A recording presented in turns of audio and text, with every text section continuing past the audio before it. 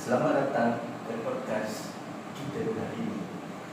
Hari ini kita akan bincangkan satu topik yang sangat dekat dengan hati semua rakyat Malaysia, iaitu merdeka tetapi dari perspektif moral. Bersama saya ialah tiga rakan saya, James, Kelvin, Joshua dan saya sendiri, Vincent. Hai semua, saya James. Merdeka bukan sekadar tanggal 31 Ogos tetapi satu simbol kebebasan dan identiti rakyat Malaysia kita. Selain itu, perjuangan untuk mendapatkan kemerdekaan dan bebas dari para penjajah ini juga berkaitan rapat dengan moral. Oke, jadi dalam episod kali ini kita akan mengupas tentang dalam nilai-nilai moral yang penting dalam meletakkan semangat kemerdekaan. Jom kita mulai. Kita mulai dengan nilai yang paling jelas, itu patriotisme. Adakah rakan-rakan tahu apa itu patriotisme? Saya tidak tahu, jadi boleh terangkan. Oke, patriotisme ini adalah rasa cinta dan bangga terhadap negara kita.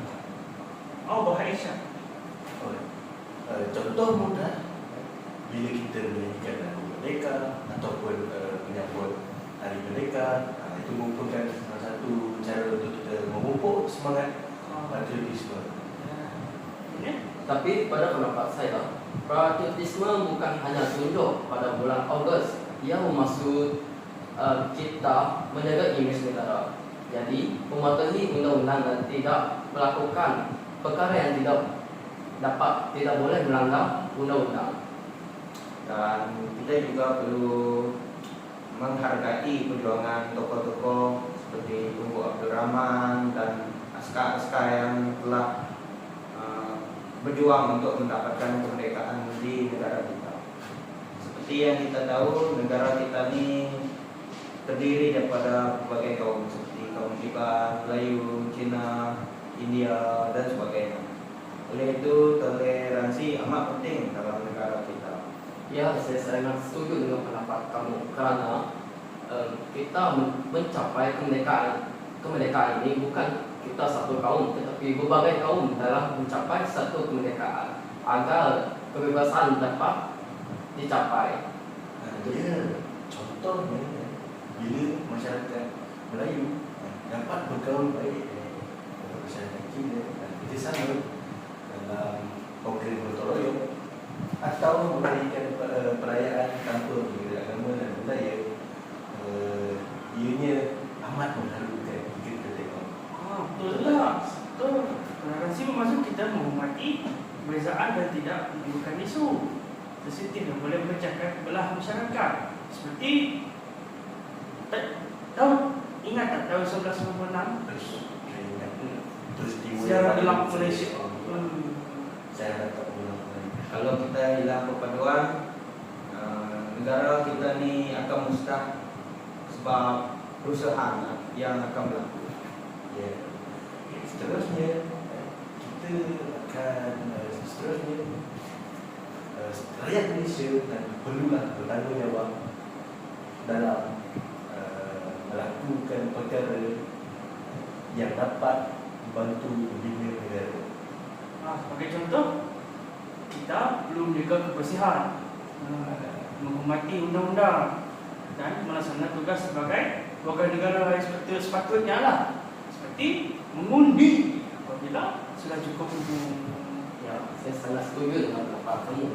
Tetapi bagi saya, seseorang bukan saja harus bertanggung jawab dalam sesuatu tindakannya juga, tapi seseorang perlu mempunyai integriti dalam diri mereka. Kerana integriti ini bermaksud seseorang yang sangat jujur dalam mana dan sangat prihatin dalam setiap situasi dan tindakannya. Saudara Kelvin, ada apa-apa pendapat? Kalau pemimpin tidak berintegriti, begitu juga rakyat. Sebab mereka ada rasa tak puas hati macam tu. Lepas tu mereka memberontak, yang akan menyebabkan kerusakan atau ketidakpuasan hati berlaku di dalam negara kita ini. Betul. Kerana negara yang maju ialah negara yang rakyatnya dan pemimpinnya bermoral tinggi, bukan saja kaya dalam pembangunan fizikal. Bersyukur dan keberanian dalam statement kita keempat ini. Jadi nilai moral seterusnya ialah bersyukur. Kita perlu menghargai sesuatu benda atau keamanan dan peluang yang diberi kepada kita. Betul. Ramai pejuang terdahulu telah berkorban nyawa jadi sebagai jenis sekarang. Kita tunjukkan syukur dengan menjaga keharmonian negara kita. Hidup Malaysia. Ya, hidup Malaysia. Ini Selain itu nilai keberanian juga amat penting, seperti Tok Adnan yang sudah mempertahankan suatu wilayah di negara kita ni. Itu pada zaman dahulu.